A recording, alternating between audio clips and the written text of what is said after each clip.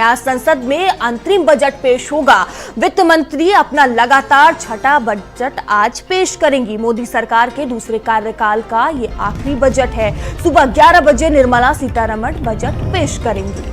तो आज का दिन बेहद ही खास और अहम है। बता दें कि लोकसभा चुनाव से पहले ये बजट पेश किया जा रहा है और इस बजट से हर एक वर्ग, हर एक तबके को खासा उम्मीदें हैं। और देखने वाली बात होगी कि जो 11 बजे अंतरिम बजट पेश होगा उसमें क्या कुछ है और जो लोगों की उम्मीदें हैं क्या वो पूरी होंगी। तो वित्त मंत्रालय में मौजूद है निर्मला सीतारमण। आपको सीधी तस्वीरें हम दिखा रहे हैं। सुबह 11 बजे निर्मला सीतारमण बजट पेश करेंगी।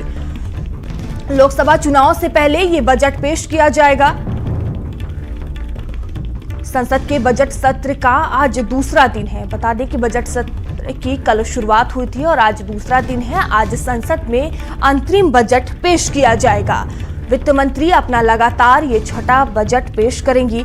वित्त मंत्री निर्मला सीतारमण आज अपना अंतरिम बजट पेश करेंगी। जल्द ही लोकसभा चुनाव होने के चलते यह अंतरिम बजट पेश किया जा रहा है। क्योंकि कुछ महीने बाद ही चुनाव होने हैं, इससे यह माना जा रहा है कि सरकार का यह बजट लोक लुभावन होने के साथ हर वर्ग को राहत देने वाला रहेगा। आम जनता समेत महिला, नौकरी पेशा, रिटायर्ड समेत सभी वर्ग के लोगों की निगाह इस बजट पर टिकी हुई है। और देखिए, आपको सीधी तस्वीरें दिखा रहे हैं। देखिए, रेड पैकेट के साथ निर्मला सीतारमण नजर आ रही हैं और जो फोटो सेशन की प्रक्रिया होती है वो हो रहा है और उनके हाथों में रेड फाइल देख रहे हैं आप। ये बजट है और देखिए जो फोटो सेशन की प्रक्रिया है वो पूरी हो रही है। 11 बजे करीब बजट पेश होगा और ये वित्त मंत्रालय से सीधी तस्वीरें आप देख रहे हैं।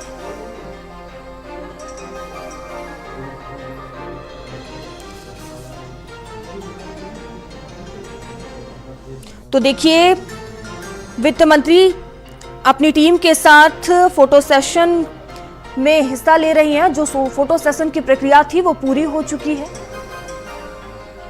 देखिए, अपनी टीम के साथ वित्त मंत्री वित्त मंत्रालय में मौजूद हैं। 11 बजे अंतरिम बजट पेश होगा। उसके पहले ये जो फोटो सेशन है उसमें हिस्सा ले रही हैं। इसके बाद बता दें कि 8:45 पर वित्त मंत्री महामहिम राष्ट्रपति से मुलाकात कर बजट की मंजूरी लेंगी। तो इसके बाद राष्ट्रपति से मुलाकात करेंगी।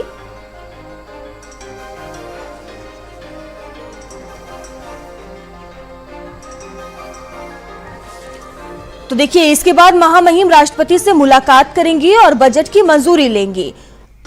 वहीं 9:15 पर वित्त मंत्री निर्मला सीतारमण संसद पहुंचेंगी और 10 बजे कैबिनेट की बैठक में हिस्सा लेंगी।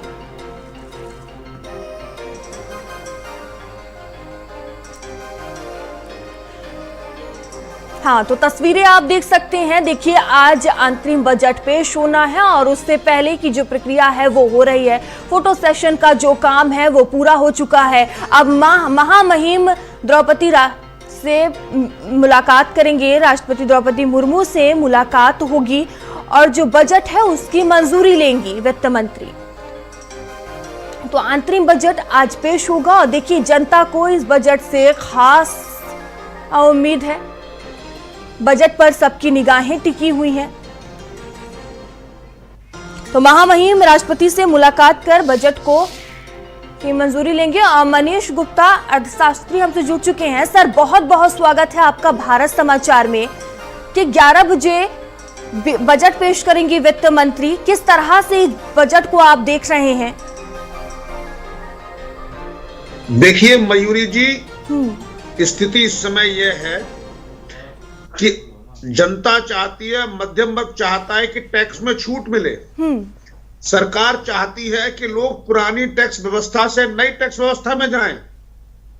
ऐसे में इनकम टैक्स में छूट तो मिलेगी, लेकिन छूटों में कोई वृद्धि होगी ऐसा नहीं लगता। यानी डिडक्शन कोई नहीं मिलेगी। 80C में कुछ नहीं होने वाला है।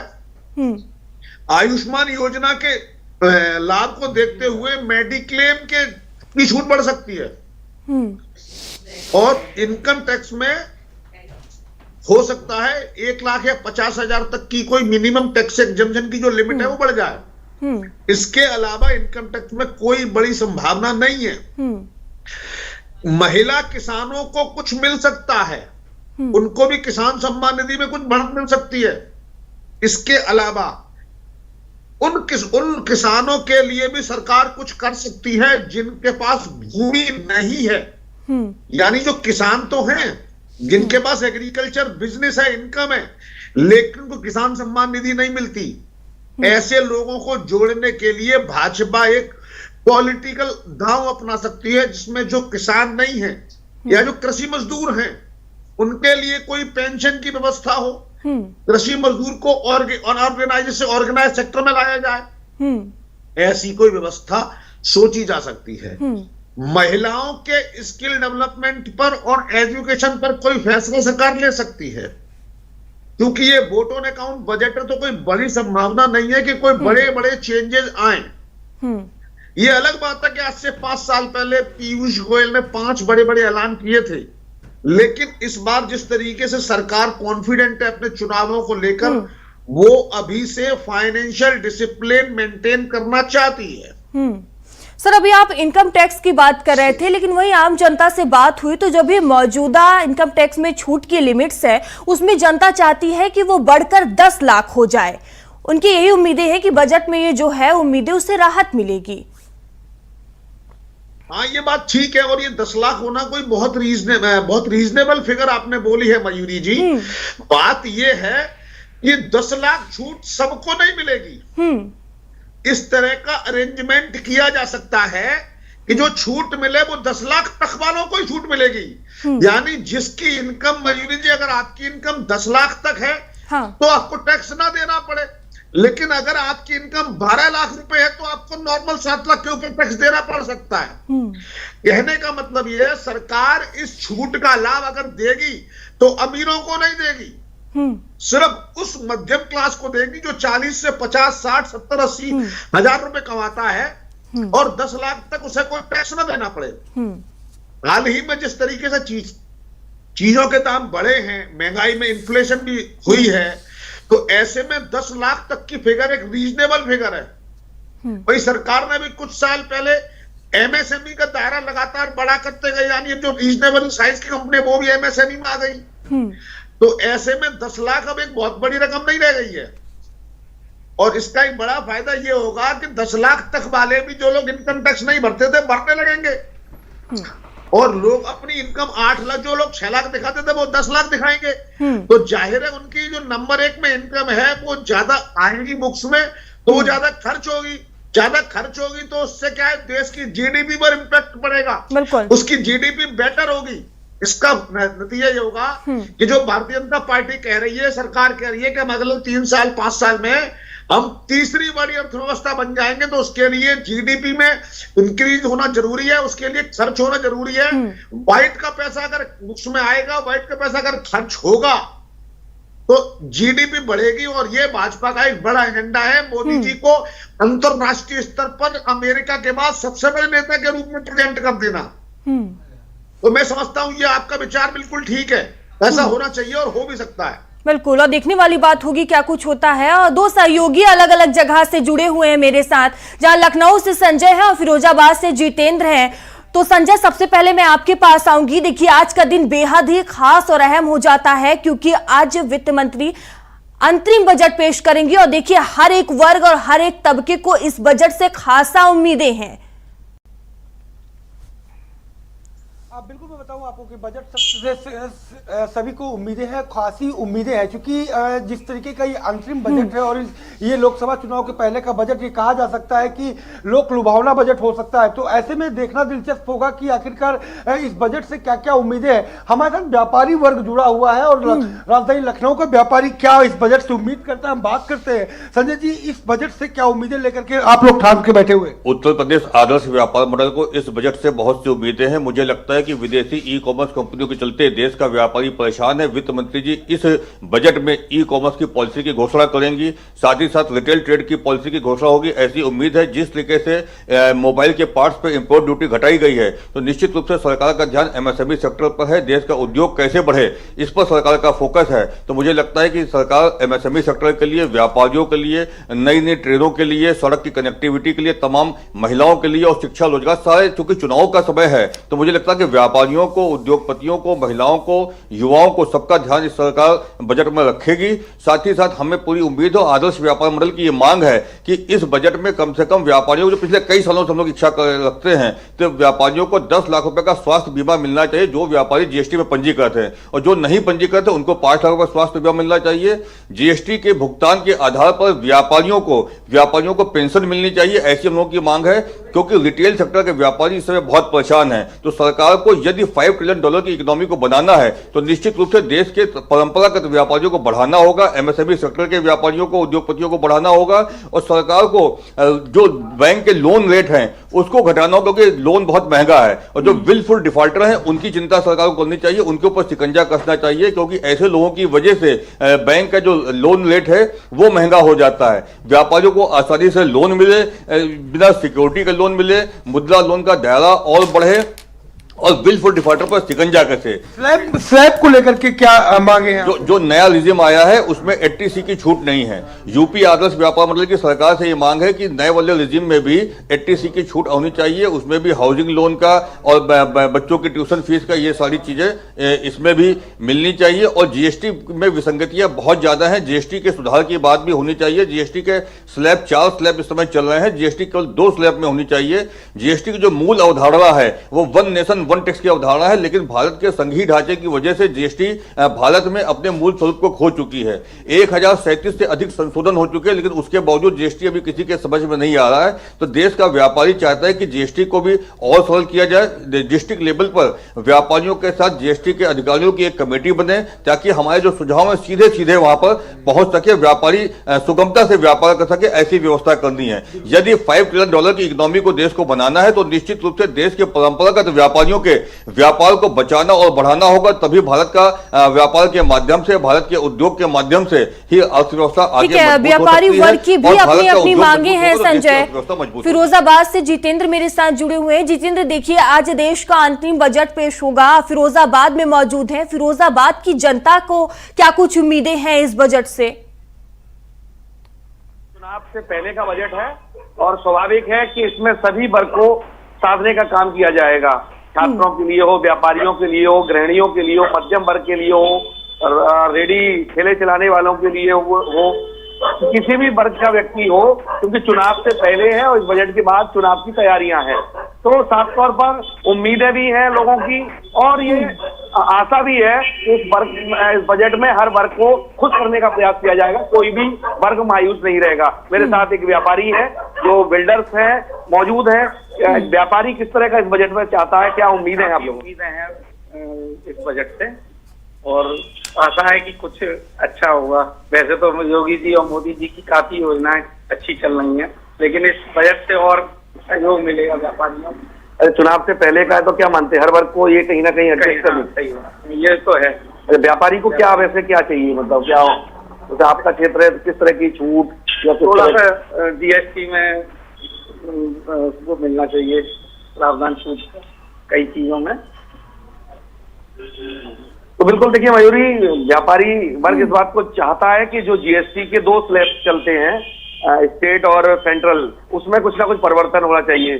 और जैसा कि जो अर्थशास्त्री जी थे उन्होंने बताया कि ये 10 लाख जो इनकम टैक्स का दायरा है वो 10 लाख कर दिया जाए। इस बात की हर एक व्यक्ति की मांग है कि 5-5.5 लाख रुपए है उसको 10 लाख कर दिया जाए। महिलाओं को भी थोड़ा बढ़ा दिया जाए, क्योंकि अब 10 लाख वार्षिक इनकम कोई बहुत बड़ी बात नहीं रही। हर एक व्यक्ति चाहता है कि खुलकर अपनी इनकम को दिखाएं, लेकिन वही है कि टैक्स ना लगे, इन सब चीजों की वजह से वो अपनी जो आय को थोड़ा दबा के रखता है। अगर 10 लाख रुपए आय का जो एक वार्षिक आय का एक साधन माध्यम हो जाएगा, एक अंतिम पॉइंट हो जाएगा तो प्रत्येक व्यक्ति को लाभ होगा और इससे सरकार को भी लाभ मिलेगा। कहीं ना कहीं बिल्कुल, जो आय कहीं ना है, वो कहीं प्रति राहत होगी। व्यक्ति की ठीक पहुंच है पर आएगी। मनीष जी, मैं आपके पास आऊंगी। देखिए, व्यापारी वर्ग को आपने सुना, उनकी भी अपनी मांगे हैं, तो व्यापारी को क्या कुछ मिल सकता है इस अंतरिम बजट में?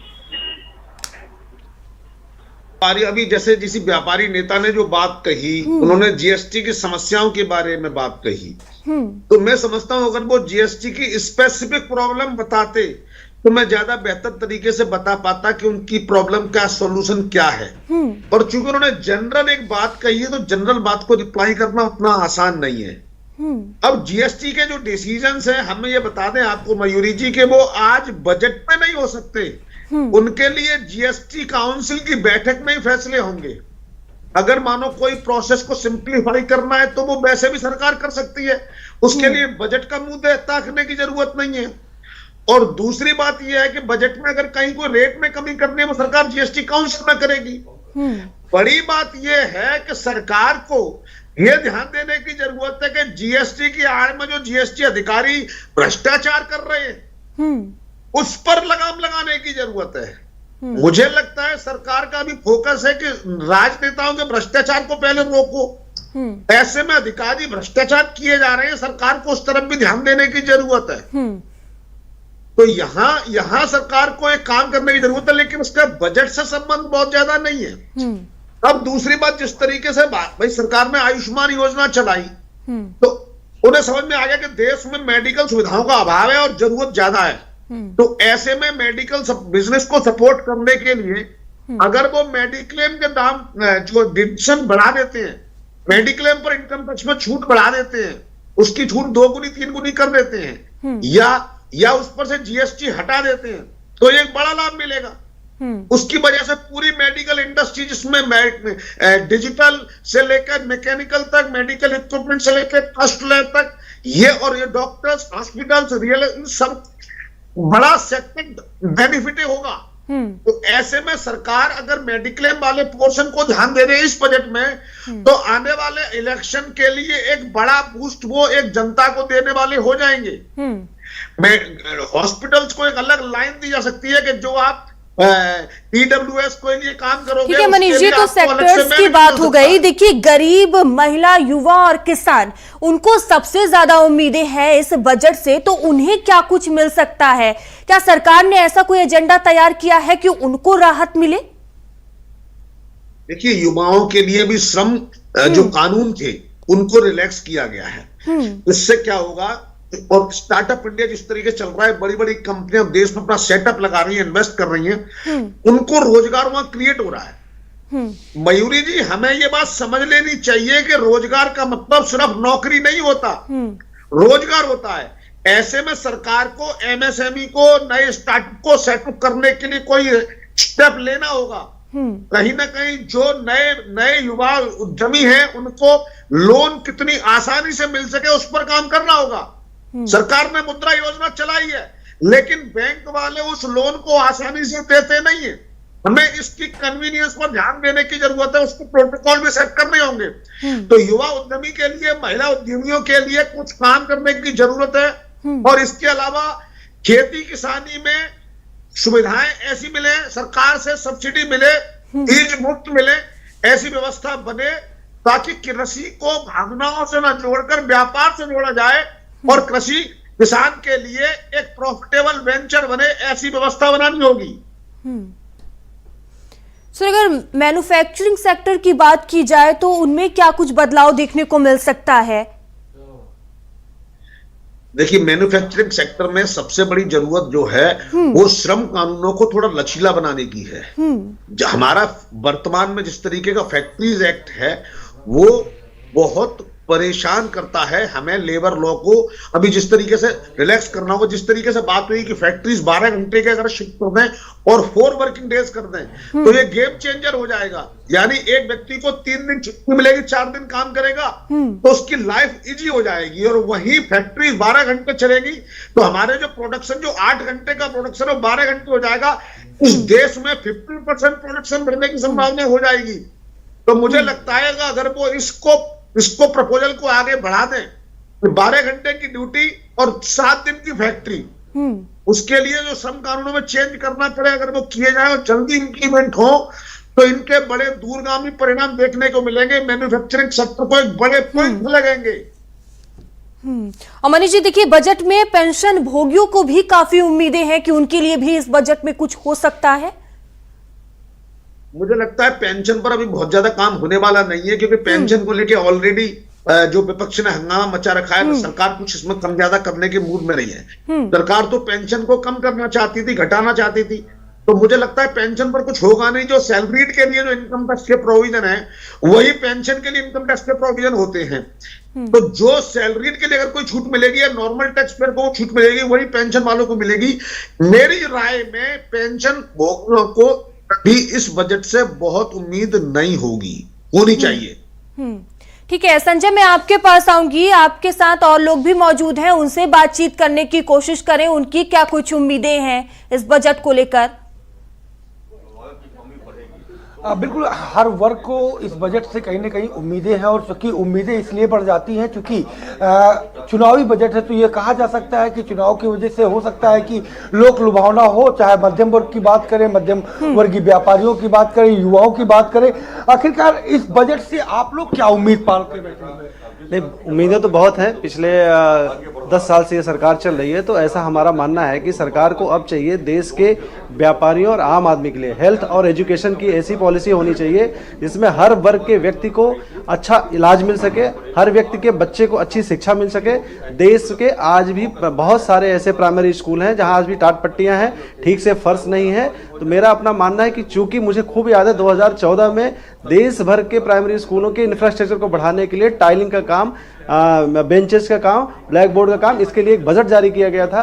तो देश की सरकार से आज ये उम्मीद होनी चाहिए कि वो क्या कहाँ किस लेवल पर गया, वित्त मंत्री जी उसका जवाब दे कि वो कितने देश के स्कूल जो है वो ठीक हो गए। एक गरीब आदमी का बच्चा स्कूल पर जाकर बैठ के आसानी से पढ़ रहा है कि नहीं पढ़ रहा है, कि केवल मिड डे मील के लिए बच्चे में का रजिस्ट्रेशन हो रहा है। मैं अपनी ग्राम सभा की बात बताता हूँ, वहाँ का आज भी स्कूल जर्जर हालत में है, उसकी स्थिति बहुत खराब है। तो ये मेरा मानना है कि स्कूल की व्यवस्था देश में अच्छी होनी चाहिए, और साथ साथ हेल्थ बीमा देना एक आसान चीज है, बीमा दे दिया जाता है, लेकिन क्या उस बीमित व्यक्ति का आसानी से इलाज हो पाता है? देश में अस्पताल की कमी है, देश में डॉक्टर्स की कमी है, मेडिकल कॉलेज बनाए जा रहे हैं, उत्तर प्रदेश में बहुत तेजी से बनाए जा रहे हैं। ये इसके लिए जितनी तारीफ की जाए कम है, लेकिन क्या उन मेडिकल कॉलेज में इंफ्रास्ट्रक्चर है? क्या वहाँ पे आईसीयू बेड हैं? क्या वहाँ का जैसे मान लीजिए सुल्तानपुर का, रायबरेली का बच्चा बीमार हो जाता है तो क्या लखनऊ उसको नहीं आने की जरूरत पड़ेगी? ऐसी व्यवस्था इस देश में होनी चाहिए। उसके लिए हमें लगता है सरकार को ध्यान देना चाहिए। दूसरा, मैं सबसे बड़ी बात बता दूं, सरकारें कितनी भी योजना बना लें, हो सकता है कि प्राइम मिनिस्टर की सोच बहुत अच्छी हो, वित्त मंत्री की सोच बहुत अच्छी हो, लेकिन इस देश की ब्यूरोक्रेसी जो है पूरे सिस्टम को सड़ा के रखा है। ब्यूरोक्रेसी पर नकेल लाने वाला ऐसा कोई नीति, ऐसा कानून ऐसा होना चाहिए कि जिससे वो उनकी जो मनमर्जी चल रही है, जिसकी वजह सारी चीजें ध्वस्त हैं। मुद्रा लोन की बात होती है, एक एक व्यापारी चक्कर काटता है, बैंकों का मुद्रा लोन नहीं मिल पाता, स्टार्टअप वो कैसे करेगा? देश की वित्त मंत्री को ये जवाब देना चाहिए आज की डेट में कि कितने लोगों ने मुद्रा लोन लिया और उस मुद्रा लोन लेने के आधार पर कितने व्यापार। सरकार एमएसएमई में तो बढ़ावा दे रही है, सरकार एमएसएमई में बढ़ावा दे रही है, लेकिन सरकार जो है जो भी उसमें भी लोन की जो प्रक्रिया है उसमें इतनी जटिल है, व्यापारी चक्कर काट काट करके परेशान हो जाता है। तो उसमें वहां भी सरकार को देखना चाहिए कि वो जिस तरह से वहां भी ब्यूरोक्रेसी का मकर जाल है, वहां पे तंत्र का मकर जाल है, उसको जब तक। ठीक है संजय, देखिए सभी वर्ग के सभी सेक्टर्स की अपनी अपनी मांगे हैं, और कुछ ही घंटों में देखने वाली बात होगी कि आखिर सरकार इन उम्मीदों पर कितना खरे उतरती है। फिलहाल मनीष जी, आपका बहुत बहुत धन्यवाद हमारे साथ जुड़ने के लिए, और आप दोनों का भी बहुत बहुत धन्यवाद हमसे जुड़ने के लिए।